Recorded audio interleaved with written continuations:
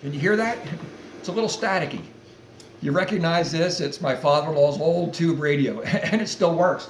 You just have to do a little extra tuning to get something in. Let's see what we can find. Ooh, little boogie woogie rock and roll. That's not what we need right now.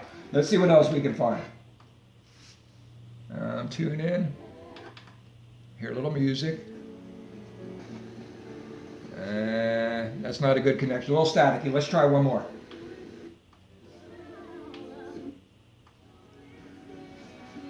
I'm kind of coming in and out. Ooh. Oh, that sounds a little like praise music, doesn't it? That's a good way to pray. Let me turn this baby off here. A lot of folks are asking about prayer right now. Gordon, are you praying? Are you praying the virus goes away? What happens when we pray? We're going to take a few days and look at some principles of prayer. But one of the things I want you to see comes from the Sermon on the Mount. We've got to tune into God, and prayer is more than just telling God what you want. Prayer involves listening. It's a conversation. And sometimes it's hard to hear God. You have to tune in just right. Let's look to that Sermon on the Mount where we've been the last couple of days. Matthew chapter 6 and verse 6.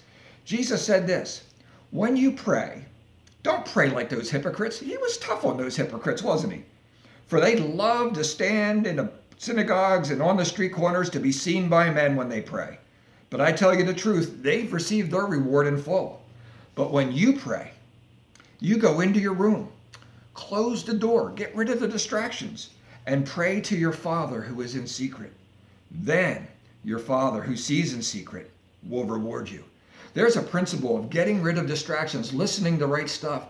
Turn off that TV, all that garbage news, all that fake news, all the stuff that's just clamoring for your attention and robbing you of joy and peace.